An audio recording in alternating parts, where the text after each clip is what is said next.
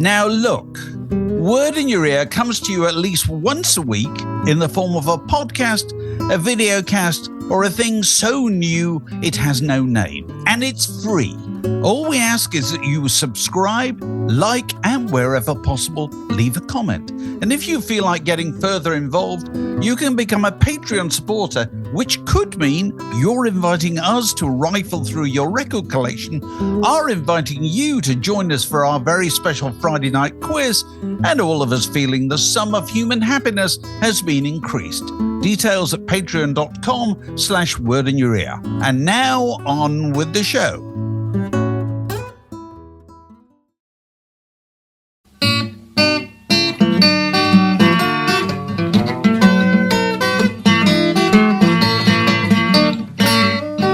You're listening to a podcast from The Word. So, Mark, you got a stack waddy? I have a stack waddy. Good. Which I think is faintly topical, in that I've been thinking about politicians desperately trying to connect and be popular. There's a lot of that going on right now, a lot of twisting in the wind. And it made me think of those often rather tortuous choices that MPs make when they're on desert island discs and they're trying to be down with the people. So, yeah, this might be a bit parochial for our international audience, but you'll know the names. And these apparently were their favourite tracks on the country's most famous radio show. Okay, 10 MPs, Dave. All right. 9 of these are their real choices of records, and 1 is made up by me. Spot the ringer. Okay. Right. Diane Abbott chose D. Ream's Things Can Only Get Better. David Cameron chose Fake Plastic Trees by Radiohead.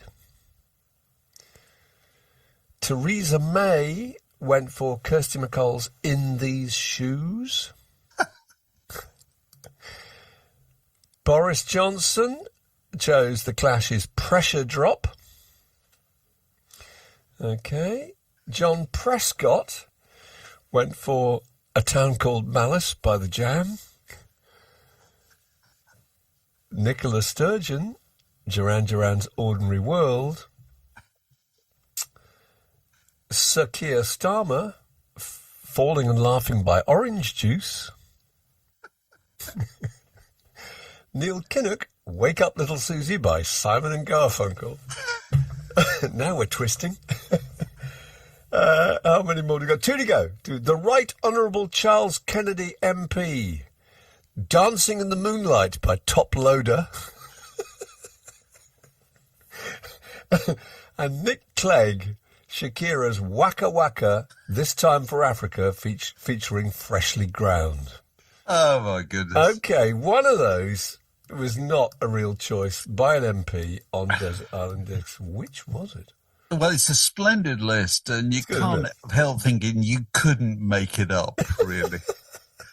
They're all trying so hard. Toploader. Well, except, they're kind of trying hard, and then they're also being just a bit candid, I think, probably. If you can only choose Toploader if you're being candid. Yeah, because that's not cool, is it? Toploader is not cooked up by a load of spads in the back office who say this is what you asked for. Yeah. And, I know you said this won't mean much to our international audience, but what people do all over the world nowadays is playlists, isn't it? What's on your iPad or all that kind of stuff, So it's the equivalent to this. I cannot believe that Nicola Sturgeon chose Duran Duran because they're not Scottish, surely. Well, but anyway. Fair, she chose quite a lot of... She also chose the Proclaimers. Oh, well, there you go. And she chose things like Sisters and Doing It For Themselves by Eurythmics and Aretha Franklin. There were some fairly obvious choices. But yeah, I thought that I was convinced by that because it's something she would have probably done. All right, fair enough. And I give Theresa May massive points if she did choose In These Shoes by Kirsty MacColl, because it's a fabulous record. It is. And Theresa May was known for being very keen on shoes, wasn't she? The one I'm going to pick, and I may be completely wrong, is I cannot believe Diane Abbott chose D. Ream's Things Can Only Get Better. Because, is that true? She did. And wasn't that the party? It was. It was the new Labour kind of anthem. Why it's unbelievably idiotic to choose. Well, when did she choose it? I don't know. Well, it would have been when that was the party anthem. Okay. She did choose that, actually. Okay, and so Cameron went for Radiohead, and Boris did. No, and bizarrely, and Nick Clegg, a lot of the Ringer actually is In These Shoes by Theresa May. Oh, right. Who actually chose an ABBA song. Oh, right. The one I think it was, Dancing Queen, which was the one that she ill-advisedly arrived on stage dancing to. No, but she did choose it. I just thought that might be quite amusing, because the sort of self-mocking thing she might have done, because that was her signature at the time, wasn't it? Leopard skin, high-heeled boot. She wore very, very conventional kind of dark trouser suits and then outrageous shoes. Yes, she liked which a pair I of thought shoes. looked great, actually. Nothing wrong with that at all. Not at all. And In These Shoes would have been an absolutely splendid. It would have been a brilliant choice, but she didn't go for it. Well, maybe she's invited back. She could correct that oversight.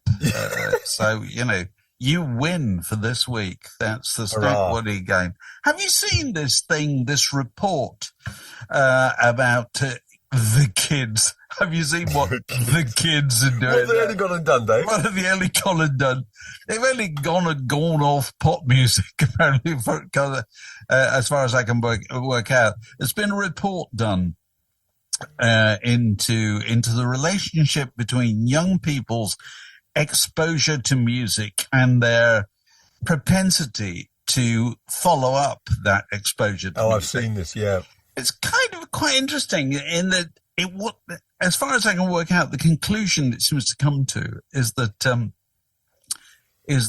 TikTok, which is the primary means nowadays of people being exposed to music of all kinds, is no longer a kind of way in to a deeper relationship with that music.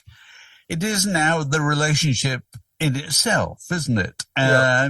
So it's no longer a case of you hear something on TikTok, you think, that's interesting, I shall go and... Yeah, who's this person? Let me have a deep dive into their back catalogue. Not remotely. Let me eventually become a super fan, and go and buy really expensive tickets to see them live. Apparently, according to this new report, it no longer happens like that. So people are quite happy to remain on TikTok. They're quite happy to remain in what one book about the internet quite a few years ago described as the shallows. Yes. What the internet is all about is the shallows. It is, it's true. The deep dive is the exception rather than the rule. But in the concept of TikTok, I can sort of understand that, because if you're ever sitting there while the commercials are on or whatever, or some program you're watching, and start scrolling through Instagram, then the temptation is to go to the next reel rather than to do anything that involves a bit of effort, which is to go back to the reel that you looked at and go off at a tangent from that. So it's much easier, isn't it? Rather than saying, I like that music. Who is it? Let me find out more to see what's next. And I sort of understand that, really. I mean, I can see why they're doing it. I'm not saying it's a good thing, but that's the way it is. Because what's the other statistic? That a quarter of the people listening to stuff on TikTok are not aware of the artists they're listening to. That's interesting in itself. What do you think? Yes. They don't know and they don't care. Because we're used to the idea that it's the artist, it's the act with whom you connect and have some kind of relationship with. But this is just what it sounds like, or to some extent what it looks like, actually. And it's also related to something I think we were probably talking about quite recently, which is the kind of superabundance of music, isn't it? That you're no longer in the desert looking for stimulation, are you? No. If anything, you're kind of overstimulated by just constantly having this stuff. It's quite. I don't know if this relates directly to it, but they do say that most people watching clips on YouTube have got the sound turned down anyway. That's why the kind of subtitles are so important. That people have just got it on in the background. It's permanent background, this kind of stuff. So you're not even not aware of who the act is, but you're not hearing them. You're not hearing it at all. You're looking at probably not even looking at them. You're looking at some graphic that they. Yeah, absolutely. And so it is kind of interesting because the record business, if we still have such a thing, still labours under the delusion that we're absolutely desperate to form relationships with whoever their latest product is. We're not really, are we? That appears to be the case, doesn't it? I can't see any sign of that coming back, and I can't imagine it's not related to just that business of over provision. What were we talking about the other week that I thought the best thing for people's renewed appetite for music should be the withdrawal of music? Withdrawal of music for 2 months or something. Music famine, drought. Suddenly you're desperate. But it's interesting because you can go and see someone at the stadium, can't you, and still not particularly have a massive connection with them. You can go because they are the big event.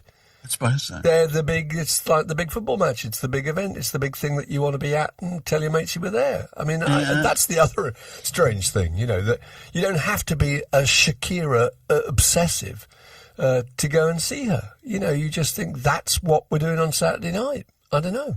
But also, the precious commodity in this whole thing is not the music, it's not the entertainment, it's not the information, it's our attention. It's our undivided attention. Yeah. Now, we're recording this first thing-ish in the morning. Alex's version of first thing is, you and I have been up for, about 5 hours of this work. Anyway, and I spent an hour, at least an hour, looking into the music and the career of somebody I'm very familiar with, actually met a couple of times, who passed away this week, whose name I've been aware of on album covers ever since back in the day, and that's Danny Thompson, the great bass player. Who I loved as well. People probably know from John Martin, Pentangle, all kinds of people. Anyway, I'm just giving this example. It's only this morning I thought I'll just mug up a little bit about Danny Thompson, and then I realised that apart from the records that I'm very familiar with that Danny Thompson played on, there are quite a few records I've got that I wasn't familiar with the fact that he played on them. Yes. And so I dug them out. And this is an example of my attention being the precious commodity in this the whole thing. And so I pulled out, there's a Tim Buckley live CD, came out, I don't know, about 30 years ago or whatever. He recorded on the South Bank in Royal Festival Hall or whatever in 1968 when he just turned up in London. He did this show. And I never realized until I looked again that the person who plays bass all the way through this, just as a kind of pickup bass player with his normal guitarist and vibes player or whatever, is Danny Thompson. So Danny Thompson turns up, plays the whole of Tim Buckley's catalogue at the time, 1968. And it's quite demanding stuff. And he's absolutely perfect all the way through. It makes such a difference to the thing.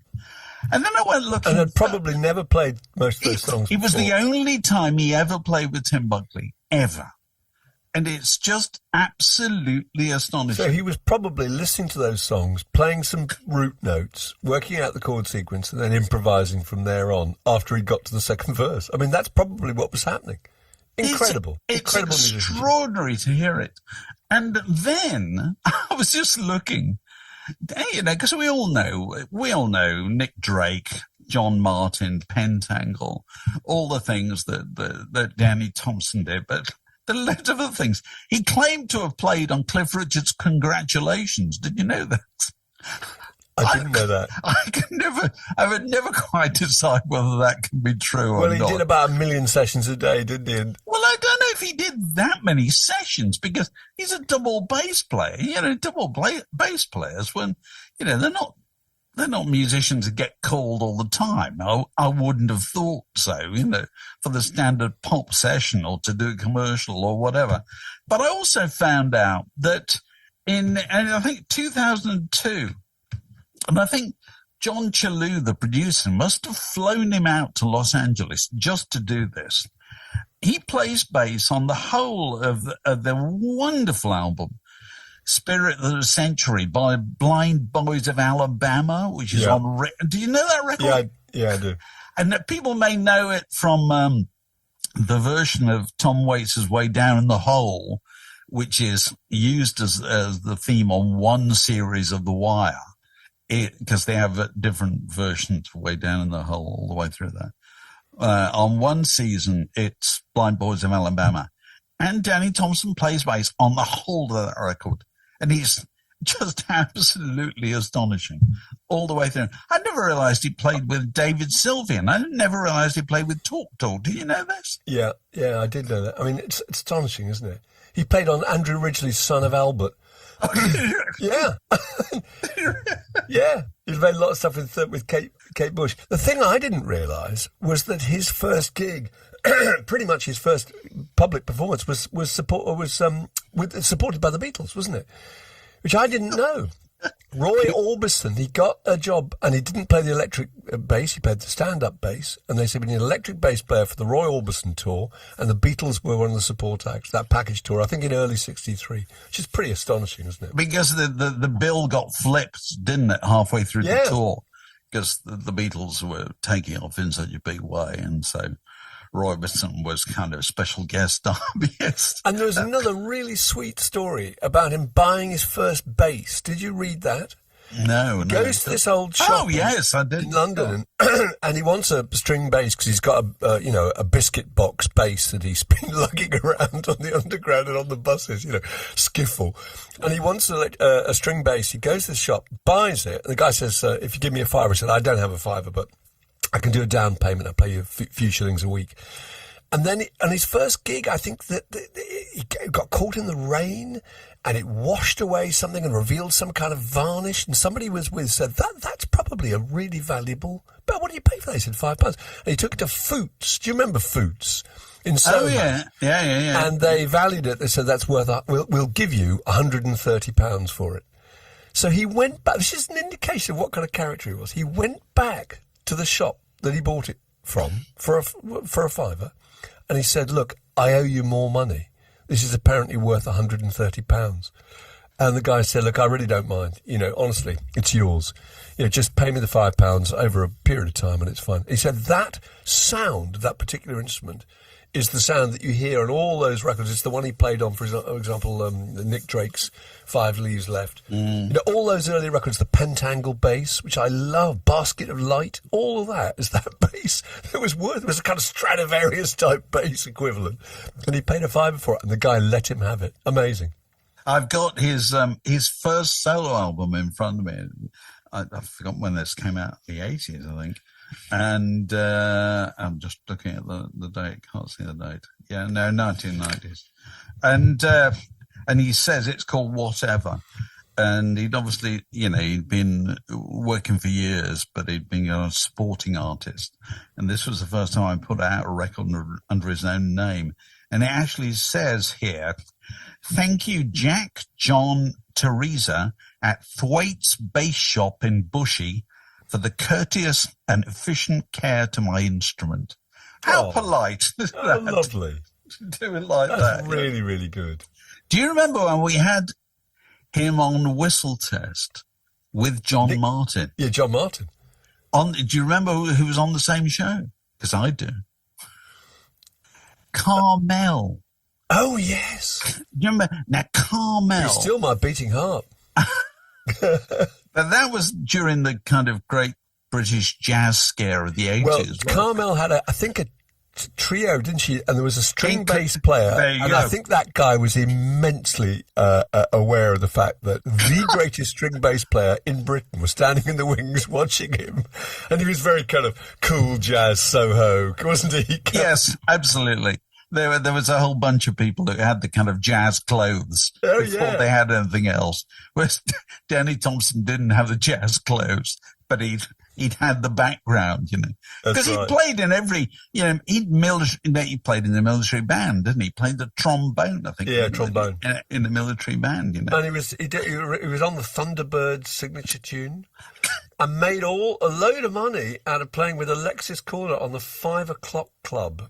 Children's show, and they did all the music for that. And he said that glove puppet bought me my first house. And just what a fantastic career. That's the point, isn't it? What a run.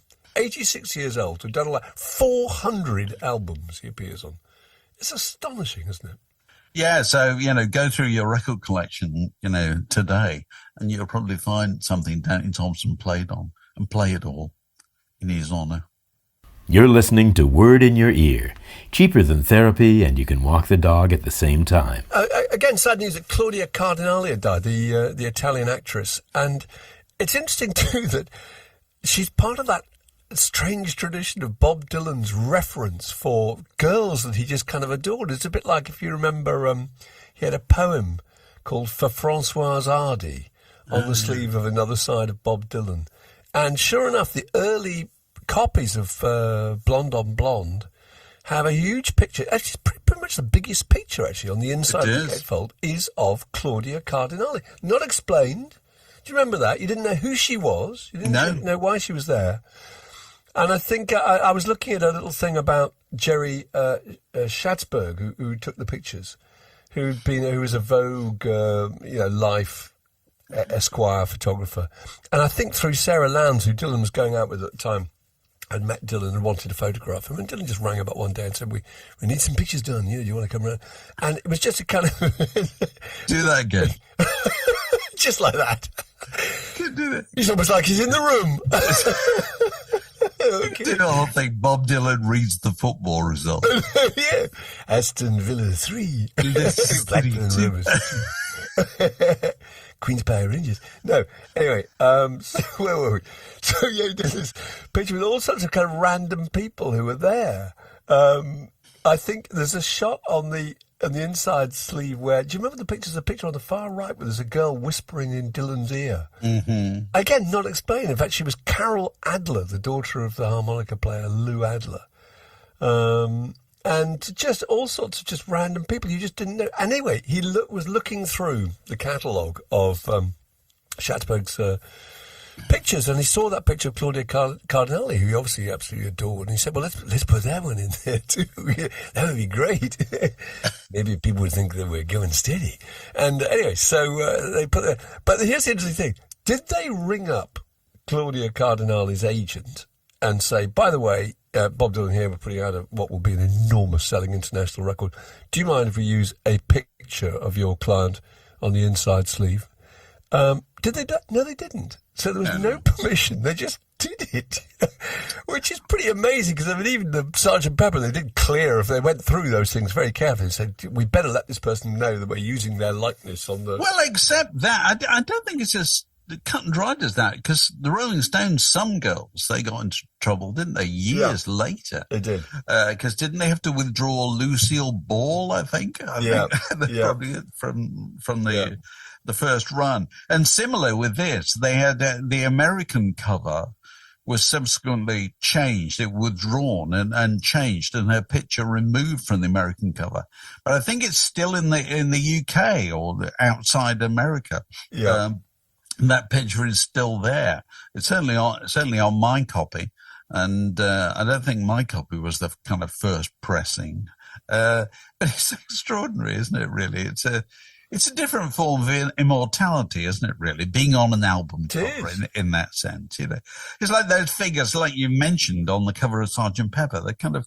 They can never die, can they? No, absolutely not. Those obscure Liverpool footballer or whatever, those kind of people. Part actors. Yeah, you haven't particularly heard of, but that's a form of immortality. I've now completely forgotten who it was who insisted that he was taken off. For Sgt. Pepper? No. I can't remember. There was an American actor who must have then gone on to really regret it, thinking, why did I do that, Absolutely. It's the best form of immortality. It is. So, the Jimmy Kimmel business, which appears to have, kind of resolved itself was one of those extraordinary storms that lasted for about a week, didn't it? You know, for anybody who's been, you know, in a crofter's hut on a far Scottish island recently, I'll just briefly recap. Jimmy Kimmel, the American late night TV host, made some vaguely ill-advised remarks in the wake of America's of the assassination of Charlie Kirk. And then there was the person from the FCC, the Federal Communications Commission, who hand out the licenses for these things, blundered into shot and started saying that, you know, this was disgraceful. As a result of which, Jimmy Kimmel was taken off the air and then restored to the air a few days later. And it was just a reminder of what an extraordinary obsession Americans have with something we don't understand, which is late night television. You know, it has been our obsession for almost as long as I can remember. You know, who's up, who's down, who's taken over so-and-so show, whose slot has been changed, who's in favour, who's not in favour. Because there's no equivalent here, really, is there? No, nothing. They have late night shows, but they're chat shows and they're they're once a week. Guests or whatever. They have a little monologue, but they're not satirical, political monologues. It's a totally different thing. No, but well, also for years those shows weren't satirical monologues either in the United States, you know, because the template of the American late night TV show was established by Johnny Carson. Yeah, and which was a chat show. Which sent me back to, well, all these things are chat shows as well, you know, but which sent me back to a wonderful profile of Johnny Carson written in 1976, I think, in the New Yorker, by Kenneth Tynan, the British theatrical critic and impresario and so forth. And at that stage, Johnny Carson had been doing that show for 15 years, which seemed like an inconceivably long time. Of course, he went on to do it for another 15 years. You know, so he did it for 30 years.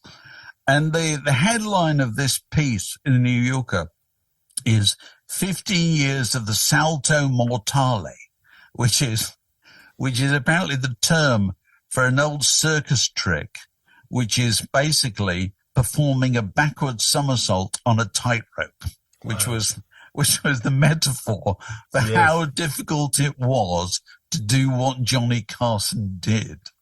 And it's interesting because the template was established by Johnny Carson, which is, you know, middle-aged white man in suit, yes, family man, comes through curtain, performs monologue of topical jokes written for him by a team of 10 writers, then goes and sits behind a desk, which is on a dais, which is slightly higher than the chairs of the guests, yes, and the guests come in one by one, and there's a sidekick figure whose job is to kind of laugh at the jokes that the host cracks and cover any slight awkwardness.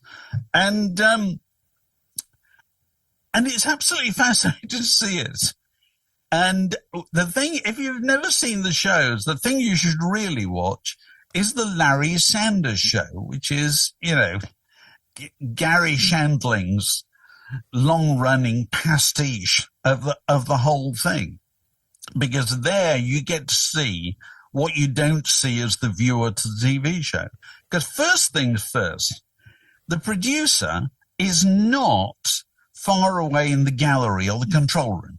The producer is crouching just out of shot because the producer has to decide, you know, whether the guests are allowed to tell two jokes It's live editing, isn't it? Didn't the producer hold up signs saying "Go to a commercial"? Oh, absolutely. If he thought the thing was flagging in any way. If it's flagging anyway, go to commercial. That's why I say we just got to go to commercial, and we come back. And very often when they come back, the guest who was sitting next to the host is no longer sitting next to the host. They've been moved down. Somebody more entertaining. Somebody more entertaining is going to come cushion.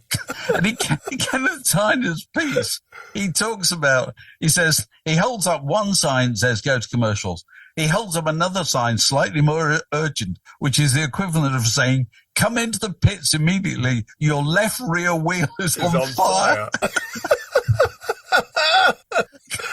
It's just brilliant. Because it's all going so badly wrong. Because it's just amazingly formal and amazingly formulaic, because the other thing that I didn't mention is when the guy comes out, does his thing before the curtain, he's very often joshing with the band, yes? And the band is a big feature of all these things. More and more a feature in this day and age. So it's the Roots, or it's, Max Weinberg. He did it for ages, didn't it? And it's a very lucrative gig. Oh, yeah, it's the thing that Alan Partridge sent up, wasn't it? Yeah, I suppose so. Yeah, him and Glenn Ponder was meant to be kind of witty, spontaneous banter. It was always agonisingly awful.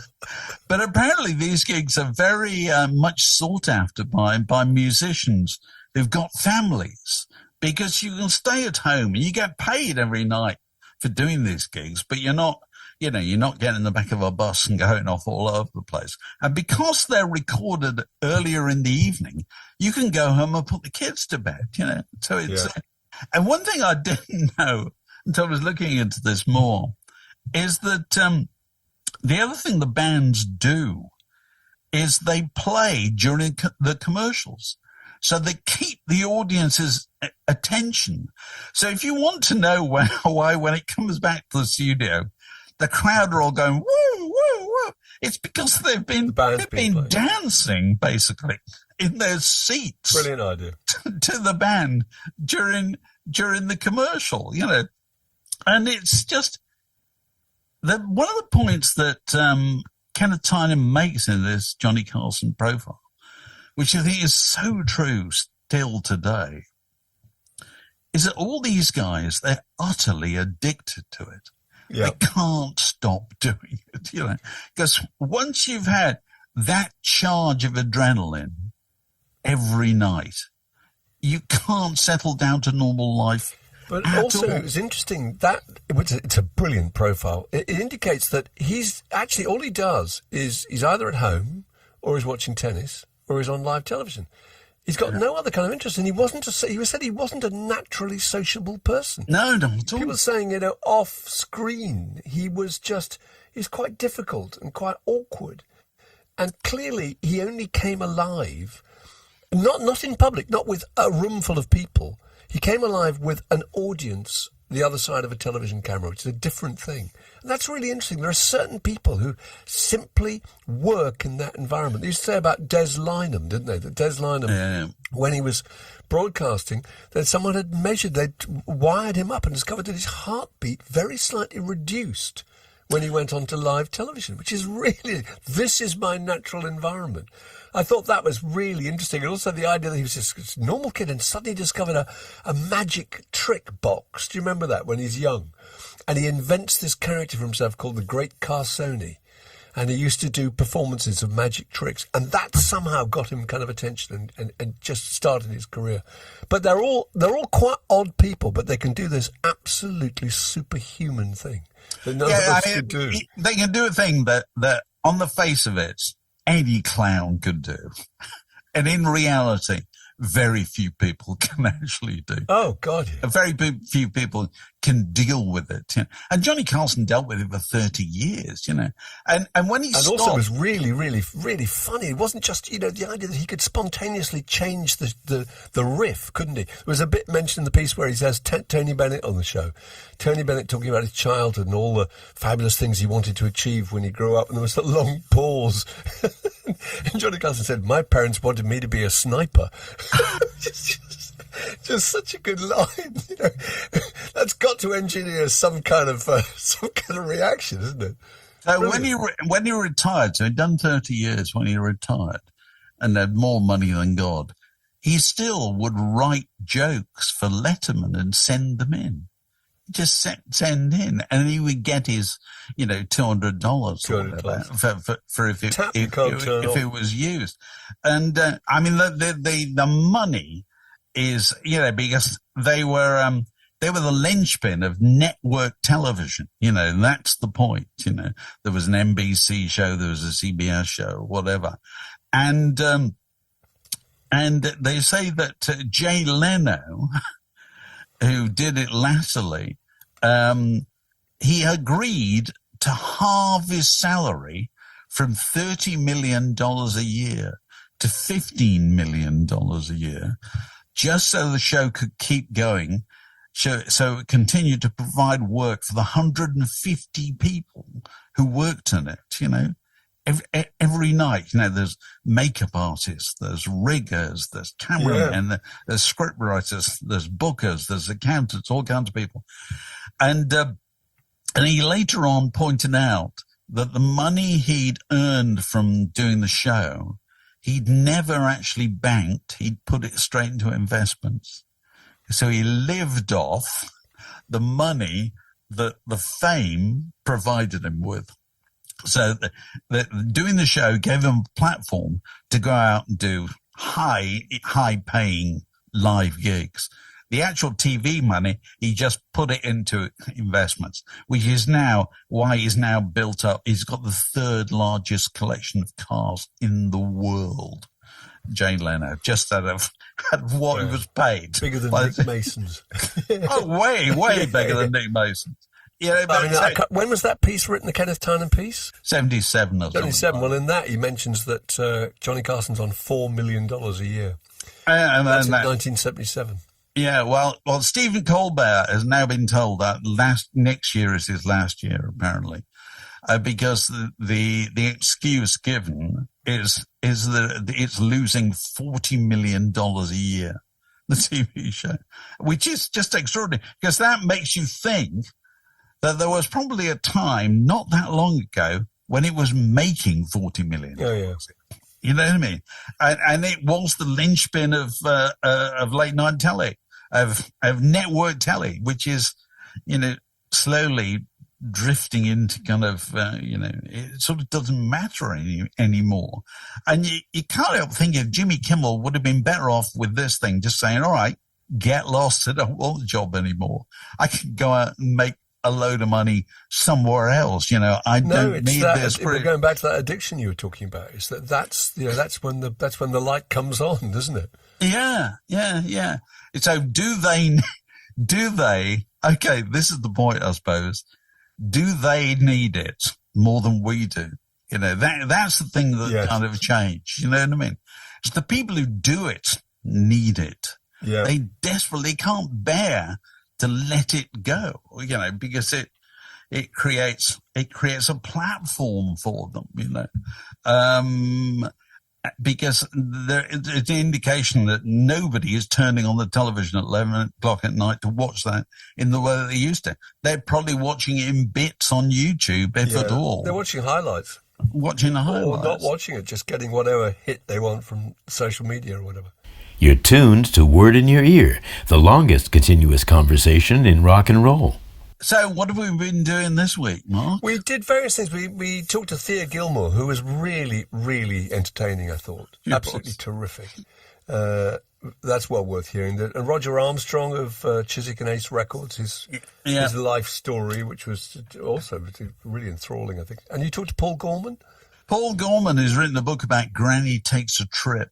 It was the trailblazing, short-lived boutique from Kings Road in the late 60s. That we're saying invented rock style.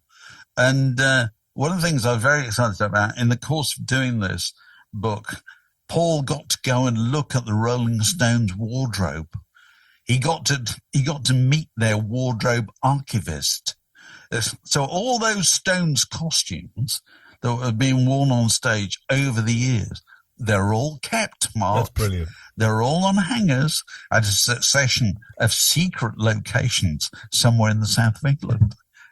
All those cat suits and all that stuff. I think it's absolutely fantastic. So, that's Paul Gorman. So what else is there to say?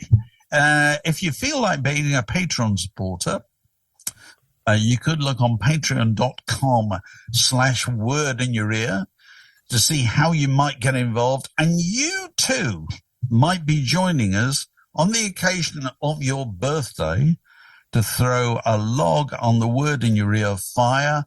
And this honor this week went to Jon Pickles. And now it's time for Word in Your Ear's birthday guest of the week. And we welcome our birthday guest, Jon Pickles. Jon, it was your birthday, or maybe it still is about to be your birthday. And how was it, or will it be celebrated? Well, it was last week, the 18th. And we went and had dinner with my daughter, who's got a cafe in Cheltenham called Pickles. Which is her name, presumably. Which is her name as well. Yes, she's Lucy Pickles. What are the chances? What a very good name for a cat. So, look, you have a sizzling topic to chuck on our conversational barbecue. Far away. I do. So, way back when I was first collecting albums, I would often buy an album based on the cover art alone, without even listening to it. So I've got 3 albums here that I'll hold up in a minute. And I don't feel today with streaming that people really bother about the album art. I mean, it's pretty bland in the main. And I think that, when we used to collect albums in the 70s, I'd often see an album, think, I'm going to buy that and go with it and risk it. So that's what I've done. And some of these albums are way forward in the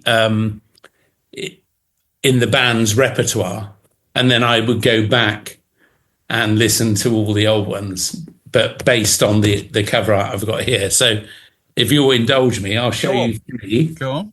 So that's the first one. Oh, God, what's that? It's a Roger Dean cover. It's Green Slade. Oh, right. It's called Bedside Manners Are Extra. Right. Oh, right, okay. And that's a Roger Dean. So, did all the Yes album. Did the Ozzy Beezer Flying Elephants. Ozzy Beezer as well, yeah. And Year of the Cat. Al Stewart, Year of the Cat. Which when you dropped into my room, when I first, last year in September, this was my favourite album. Right. Oh, right. Do you remember? Right. Yes. So that's really exciting cover because lots to explore on there. Right. And then the third one, a bit more recent, is John Martin's One World. Now, you bought that because of the cover? I bought it because of the cover, yeah. Wow. That's surprising. And I didn't have any other John Martin albums. Right. And then I went back and got Solid Air and all the others then. Right. And but that's a fantastic cover. I can't remember. Who did that one? Who did that cover? I can't remember. I used to know who did covers. Was it Visualizer? Tony Wright. Tony Wright. Yeah, okay. Well, fair enough. I mean, the thing that about, you say that people don't bother in the age of streaming. Of course they don't bother in the age of streaming because there is no visual image attached to a piece of music. What's more interesting is that people stopped bothering about art when it moved from the LP to the CD. Once it was a CD, nobody bothered at all because there's something about the size of an LP that makes it just cherishable and desirable in a way that no other format has that at all. Once you put it on a cassette, it's not interesting at all. Once you put it on a CD, it's not interesting at all. Once you have that size, that's what people relate to. And, sorry, I'm going into a bit of a rant here. Because you need it to be that big to be able to scrutinise it, don't you? But you need to fit those dimensions. You feel warm towards, and the parallel that because I wrote a book about this fabulous creation about the age of the LP. And one of the points made in this is that the size of an LP was roughly the size of a T-shirt slogan, which is roughly the size of a Native American warrior's shield. There's just that size. It just kind of works. You can take it around with you and say, this is me. You know what I mean? It's not a small thing like a badge. It's not absolutely huge, so you can't carry it. It's just a perfect thing. And we have never felt the same desire for products that we used to feel since the advent of the CD, let alone nowadays. You know what I mean? Because it used to be when you bought, a John Martin LP in 1975, it was the most exciting thing you could buy. There was simply nothing else that people were that bothered about. It's not the case anymore. Simply not the case. It's not. I don't think I've ever bought a record without hearing it, just on the basis of the cover being fantastic, because they were so expensive. But I remember some that, in terms of just artwork, and by artwork I mean drawings or paintings or whatever, that were an absolute knockout. There was Santana's first album. Had an amazing cover. Do you remember that, Dave? The lion's face that when you look closely, actually was just two. It was an African girl, wasn't it? There was Cheap Thrills by Janis Joplin. Nursery Crime in the Court of the Crimson King. I mean, I remember seeing that and making sure I could hear it first. Oh well, you're exceptional. Most people bought In the Court of the Crimson King without hearing it. Because it was they were sold on the idea. Well, okay, you were ultra careful. And the point about these things is that the golden age of the record business was the golden age of the records as packaged goods. And so the package was utterly indivisible from the thing itself. And the package was the thing that tipped you over the edge. The package was the thing you just wanted to go home with, you know what I mean? And so very often you line up 3 records in your head in the record shop.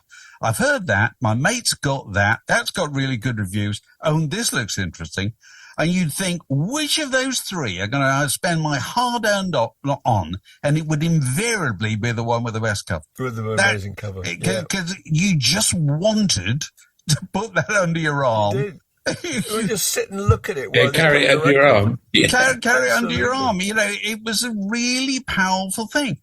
Nobody stands in a record shop, picks up a CD and goes, "Oh, be still my beating heart. I've got the new, I got the new Coldplay CD." Nobody in the world. Do you know what I mean? And it's like Jack Holtzman of Elektra Records, the man who started Elektra Records, he said, he was quoted years ago, he says, "I cannot believe the music business threw away its central marketing tool, which was the cover of the 12-inch album." And he was absolutely right. Completely right. Whereas nowadays, if you ask a 15-year-old in 1975, what would you rather have? The new album by Santo or a pair of trainers? They'd rather have the new album by Santo. The notion that a 15-year-old nowadays would rather have a download than a pair of trainers is just laughable. Because all that ground has been surrendered completely, Also, when you think back to when the last really high-impact, memorable sleeve or cover was, you have to go back a long, long way, don't you? As Dave was saying, you have to go back to kind of pre-CD. When was the last one, John, you can think of as being... Can you think of a recent cover that was really exceptional? I mean, yes, the band have still got Roger Dean covers and they keep bringing them out. But I don't just buy them on the cover. I do listen to them first. Yeah. But you probably, to be fair, you've probably got about 25 Roger Dean Yes covers. Yeah. I have, yeah. So it's only for completion's sake, really, that you get another one, isn't it? And do I listen to them? Probably not. But, no. But yes, you're absolutely right. So it would be something like a Roger Dean cover or something like that, probably. Which is still going, There's no sense of event about a CD. And I keep saying this. And the King Crimson is the classic case, but there are loads of cases. It used to be the central event was the arrival of this cover in the shop. oh my God, oh, there it is. Can I hold it in my hand? The one we keep quoting, which the Pink Floyd album, is it Wish You Were Relics. Here? No, Wish You Were Here, which, let us remember, appeared in a black vinyl wrap round, didn't it? Which I've still got, by the way. Yeah. Have you still got it unopened? Wow, amazing. Go and get it. Go and get it. No, it's open. Oh, it's open. Oh, All that's right, come back if it's fantastic. opened. It's open. But Because it would be worth a couple of bob if it wasn't. well, open. I'm sure there are people who kept them, unopened. But it's the very idea that when you got the thing, the most exciting thing you could do was open it. Yeah. Was half destroy it. You know what I mean? You had a kind of unit. Oh, you've still got the black around it, but you've found your way in. Right. Yeah. There you go. Okay. So it's never come off this one. No, okay, right. I But bought this later. Oh, okay. But At a many people, record fair. many people at the time just went like that. And I've got my original one, and you rip that off, you stick the sticker on your school bag, and that's it, Yeah. But it was the event. The event was the thing arriving in your life. You're going into a shop and go, oh, God, there he is. I wonder what it's like. And you took it home and you turned it over on the tube on the way home. You looked at it. Yeah. And other people in the carriage looked at it. Nobody looks at a CD. It's just not got that magical dimension at all. It's like a paperback book. It's, essentially an unthrilling thing. Whereas a 12-inch LP was the most thrilling thing you could buy. Actually, a paperback book does still have some cachet, I think. An old paperback. An old A one is penguin different. or something. It's fundamentally says something different. about you. And also says, I read, which is... Okay, well, that's a different argument. Yeah, You know what I mean? But nobody is sitting on the tube looking, oh, I envy that copy of so-and-so down there, because you just don't think of that. And also, partly these things are, we're all better off. LPs, you had to think about buying them. You really had to think about them. People not like that anymore. Don't think like that about a download at all. All those, you have no product feelings about it at all. apart from that, Dave, happy days. Well, no, but listen, I do think it's absolutely fascinating, because I do an Instagram thing where I just post You do. the old covers. Well, why are people excited about that? They're not excited about it. If you do the same thing with CDs, they're not bothered. No, it's true. Not bothered at all, because there has no appeal to the soul Nothing whatsoever. tactile about it. Exactly. And whether they've got it or not, they think, oh, look at that thing. And he's had it for a long time, they think. They feel And there were some cheap albums that also had really good covers.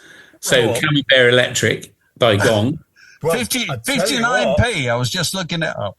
Was it 59p? 59p, there's mine. Oh, there you go. And there's yours. There you go. Right. What a cover, That's brilliant. It was 59. I looked it up too. And I just had that 59p on the- copy. And I also had the Help series. So I had pictures at an exhibition by ELP Right.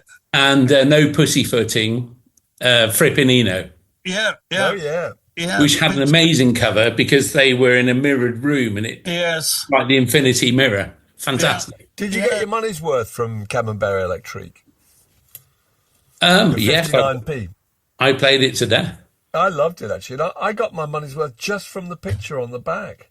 Yeah. And the It's names of the fantastic. band. The names of the band Yeah, members. all Blue the band DJ, members Bad and- to Grass. Submarine Captain Christian Tritch. I just thought that I'd already got my money's worth. That was Right, let me tell you, 59p, okay? I bought it in Amazing. 1974, okay? Yeah. I have not played it to this day.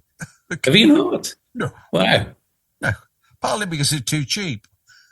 If I'd paid for it fair. more, I would have thought, I better play that. That's an interesting psychological tilt, isn't it? Oh, it's true. It's a lot of truth. it's true. A lot of truth Do you in remember, that. do you remember Chivas Regal whiskey, which used to say, his whole point was it was reassuringly expensive. I don't think that was Chivas Regal. It was somebody else. somebody else. But but that was the whole thing. Is if you're paying a lot for it, it must be really absolutely. A lot to be said for that. A lot to be said for that. So, as you can tell, John, we've got nothing to say on the subjects of album covers at all. We're really stuck. We're going to carry on after you've gone, actually, just going on and on about this. I always feel I'm one conversation away from coming away with the right formulation for this, because, people say it half jokingly, but the covers were more important than the albums. And I think, yes, they probably were, actually. And it's like, I don't think we quite get our head round how important the covers were. They were part of the artistic statement, weren't they? They were part of the things, and they were part of what you liked. Here's a question for you, in which you like to go away and think about. I put it to you that if Roxy Music had put out their albums in brown paper bags, they would have been entirely forgotten, and nobody would be thinking about a single note they played. And they're speaking the week of Brian Ferry's 80th birthday. Yeah, the covers were 75% of the appeal of that. I'm sure. The cover took you into the world which the music then provided the sound of. I don't think we can overestimate that at all. And I would think the same of Bowie as well, and probably. Well, surely there must be very few bands who you could put out their records in brown paper bags and they'd still be successful. Or Led Zeppelin did, didn't they? Well, they did, yes. And they did one, didn't they? Yeah, and that's because it had different cover art. Yeah, it's a very expensive brand. And they wanted you to buy four editions, so you got the different aspects of the bar. Yeah. So that's why they did that. So anyway, well, that's the subject of covers, covered for this week. It will return. It will return. Thanks for bringing it up again, John. You must listen to Camembert Electric. It's fabulous. I'm a great admirer of the Gong, actually. Oh, right, okay. Remember, the Gong lives very near me. I play the Flying Teapot a lot. Either Gong are going up in the world, or you going down if they're living near you. Because the Gong, I remember, the Gong all used to live in a woolen hat somewhere in France. The idea they could afford to live near you. Yeah. This podcast was brought to you by The Word.